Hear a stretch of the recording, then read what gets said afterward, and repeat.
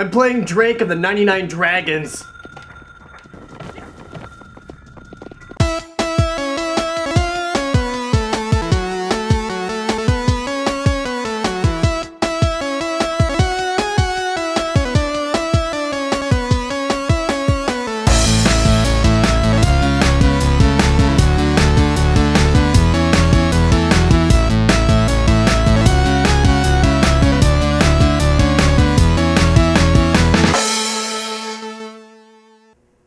Drake of the 99 Dragons is legendary among gamers for being one of the worst games of all time. But that's all it was to everybody, a legend. So very few have actually experienced this. I have. I cannot believe that developer Idle Effects and Majesco thought that this game was going to be bigger than what it was.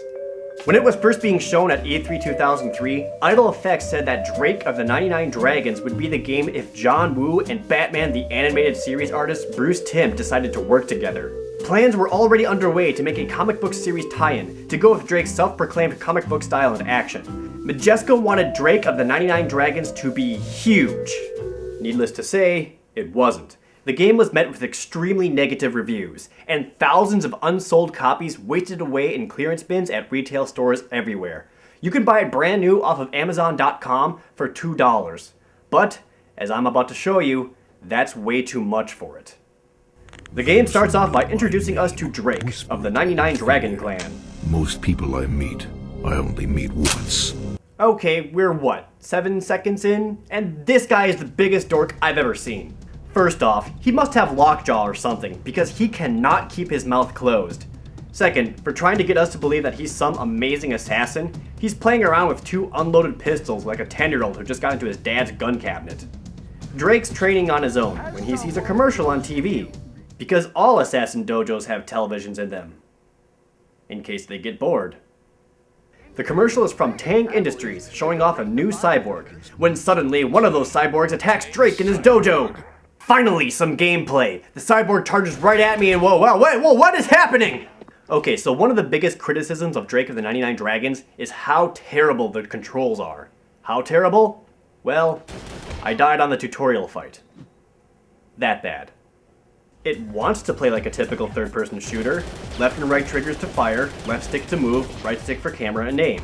But the camera swings around so much and wrestles with everything in the environment that it's impossible to take proper aim at anything. So being in an enclosed environment trying to fight one robot was harder than it should have been.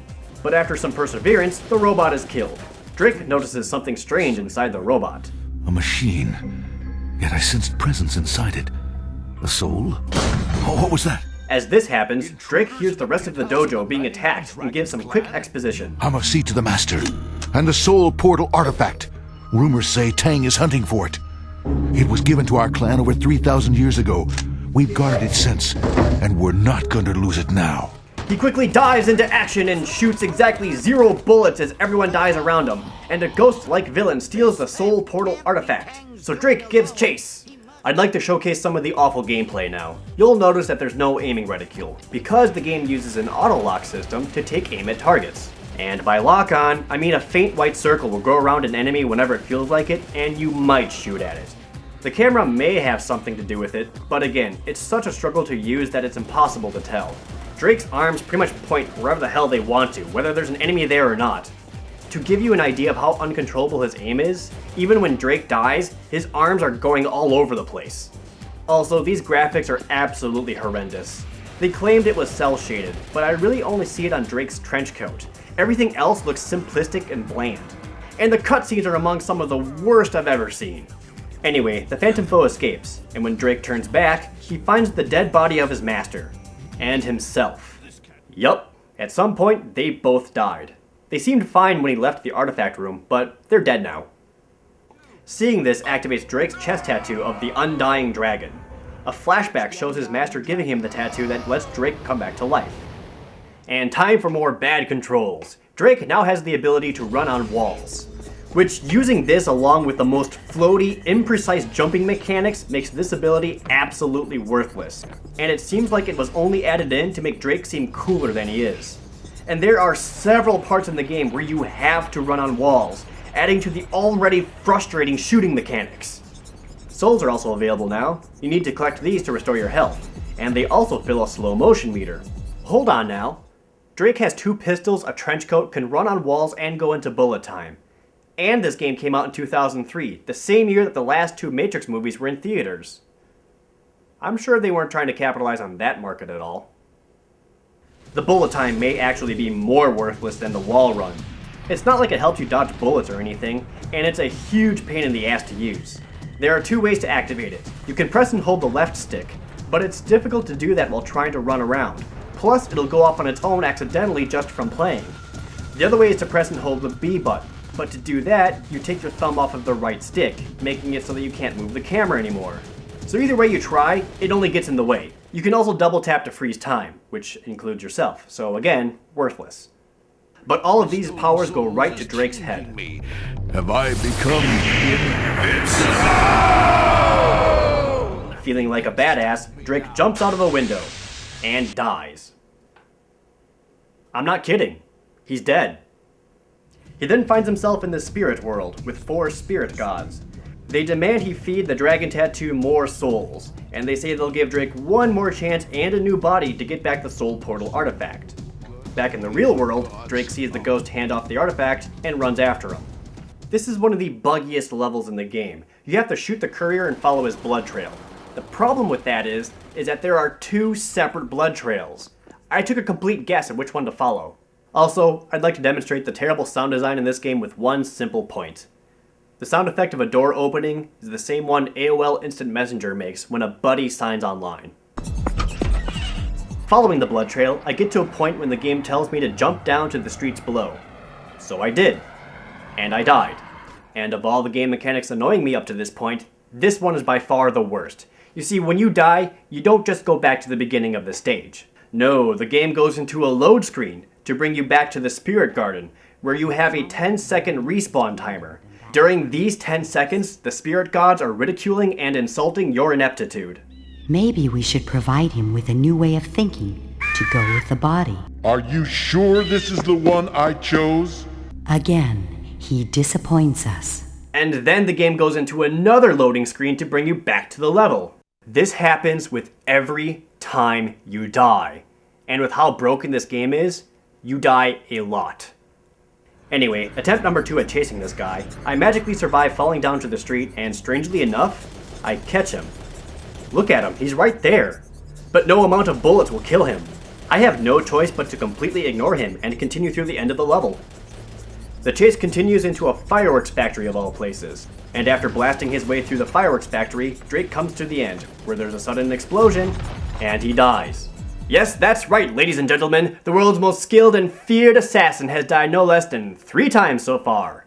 Besides, aren't assassins usually known for how stealthily they can kill a target and then escape never to be seen? Drake's tactic seems to be going in head first, guns a-blazing. Also, when Drake's guns run out of bullets, he pulls out 2 more. He doesn't reload them, he drops them on the ground, magically pulls 2 more out of his armpits, and keeps firing. And all of those guns that he is carelessly throwing onto the ground are covered in his fingerprints. How has he not been caught yet? So now that he's dead again, Drake gets another scolding from the spirit gods, and then points out that the artifact is going to be dropped off at a casino. Drake gets another body and heads there. The game says that I now have the ability to draw in souls for health, or cause them to explode by using the black and white buttons. But despite my many efforts, no matter how many times I pressed those buttons, nothing actually happened. That's 2 more worthless abilities because they literally don't work. While trailing him, Drake finds out that the courier has actually lost the artifact somewhere while going into a fish factory. Figuring the gangsters will be pissed at him, Drake knows he must get to the courier before he gets killed. After a thrilling boss fight, Drake gets to the thief and discovers that someone named Pac has the artifact. So he steals a motorcycle and gets ready to murder some more. This is a one-way street to hell. I start killing motorcycle dudes. Until this happens. See? This game is nearly impossible to play, and I'm not even halfway through it yet! After all of that, Drake ends up at some place, and there's a boss fight against a guy and his demon dogs. Just as he's shot down, there's an explosion, and Drake dies. Master Assassin. This allows Tang to steal the artifact. The gods yell at Drake some more and send him to some other factory where 2 guys are beating the crap out of a whale? What? How did they even get a whale in there? And for what purpose? Oh, never mind. This level ends with Drake opening a door. Inside, some chick shoots at Drake and he dies. For those of you keeping score at home, Drake has died 5 times. Also, look at this. I've seen PS1 games have better cutscenes than this Xbox game. Anyway, the spirits say their energies are drained, and rather than give Drake a new body, they send him back to his corpse at the dojo. Wait, you mean the one with exit wounds the size of a baseball? And he's not at the dojo? He's in a morgue now? I honestly don't know. I don't think this game does either. Drake catches up to the truck carrying the body of his dead master. The truck gets stopped at what must be the slowest gate in the world, as Drake has enough time to run up, crawl underneath, and grab onto the frame before it takes off again. And here inside of another factory, Tang's evil plan starts coming together. They're stealing dead bodies to transfer their souls into cyborgs, and then the bodies literally disappear. At the end of this stage is another boss fight with some woman, who screams like a man when she dies. And Drake, not content with filling her with bullets, proceeds to pummel her face in. When suddenly, a door opens revealing that his master is now a giant robot, and Drake's immediate solution for rescuing him is to shoot him. When the robot is destroyed, you can clearly see that all that is left of Master is his head, but Drake still manages to instantly pull his entire body out of it. Drake's spirit then carries his master's body to the... Wait, what? How is it that Drake, in his ethereal form, is able to lift up anything physical? Also, since he's in his spirit form, I guess that means that Drake died again. And how did Master's body from the living, physical plane get inside the spirit realm? Ah! Drake looks to break into Tang's headquarters, and he knows that the best way to do that is to, oh f*** me, a sewer level! You know, it's one thing to have Drake of the 99 Dragons be one of the worst things ever created, but throwing a sewer level in there just guarantees that nobody's going to like this game. And Tang obviously knows that the sewer is an easy entrance into his secret lair, because it's filled with laser tripwires, security cameras, and landmines. He even has guards working down there in the middle of the night, just to make sure. Why have that entrance at all? The only thing that happens at the end of this stage is that I kill that ugly purple-haired chick because she got stuck in a wall. Right after, Drake finds a screen that somehow reveals all of Tang's plans to him. Tang is going to use the Soul Portal artifact to open a soul portal to obtain countless souls. Drake continues to demonstrate his stealth skills and finds Tang. Tang is already gathering souls, which he is going to use to power his cyborg army, so that he can take over the world. He wants to take over the world because... There's another boss fight here against some creature in Tang's hologram? I kill the hologram first, and I don't even want to think about how that works. And then the creature. Drake chases the Phantom with the artifact through the Soul Portal, causing Drake to end up in the Spirit Realm. And by Spirit Realm, I mean Spirit Hallway. Now, I've only briefly touched upon how bad the jumping mechanics are, but it's no more evident than in these levels, because you have to do a bunch of platforming. And for whatever reason, the game eases up here, because if you fall off, you're allowed to respawn right back where you were. Why wait until now? Why not have that for, I don't know, the entire game? Thankfully, guns are just as effective against ghosts as they are against fleshy things, and Drake finds some kind of tunnel at the top. This portal makes Drake fall. With a bunch of cars? Where did those come from? Did a bunch of pedestrians drive through Tang's hideout and right through the portal too? Never mind. There's more platforming here, leading Drake to another portal hole thing which causes him to fall again. This leads to, you guessed it, more Demon World platforming. It's pretty clear at this point the developers got really lazy and started reusing assets over and over again. At least at the top of this stage, there's a boss fight against that Phantom from the beginning of the game. He was probably meant to be threatening or difficult or something, but all I did was stand still firing bullets into his chest until the game told me to stop. The Phantom dies, dropping the artifact down another hole. In here, you use the artifact to awkwardly bounce around to collect the shattered soul of your master. You know, this could have been fun if jumping around didn't suck so much. After all of this, Drake finds his way to the head demon guy of the spirit world. I don't know his name or why he's there, but he's pissed that Drake showed up without his permission. You dare to enter uninvited! And this is by far the most difficult level of the entire game. Not because he's the final boss, not because he's hard, but because the culmination of every single broken mechanic happens in this one stage. In order to even hurt the boss, you have to shoot bones on a wall to reveal a red thing that weakens him. But you have to do this while the boss is constantly slinging his arms and heads at you, which sends you flying around the room. This is disorientating and confusing, and several times you'll get hit into the boss to take more damage. There are so many times when I couldn't live for longer than 15 seconds. This one fight took me well over an hour to beat.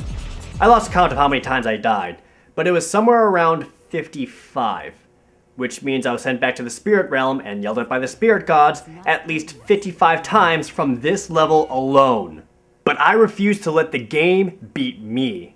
So whether it was by skill, coincidence, or dumb luck, I killed the son of a bitch. Drake brings the artifact to the spirit realm, again, how, and returns his master to life by bringing back his soul. The game ends with one of the most cliche lines of all time, when Drake asks, So I guess this is the end? Hardly. It has just begun. and they were so wrong about that. This game was over before it began. I can't even imagine how many children cried when they got this game. That's why my final rating for this game is a bucket of tears out of 10. There is nothing redeemable about Drake of the 99 Dragons. The graphics are bad, the voice acting is atrocious, the game design is unfinished and uninspired, it's littered with bugs and glitches, the controls don't work, and above all else, it's not fun. No one should have to suffer through this, either playing it or being one of the poor fools who had to work on it. It should have never been released in its current state, previous state, or any possible future state it could have had. It is bad. If you see Drake of the 99 Dragons in a store somewhere, I urge you, don't pick it up. Don't go near it. Don't even look at it out of morbid curiosity. If you're some sicko who wants to play the game, well, you can right now. Simply take any game you own and beat yourself over the head with it for 6 hours.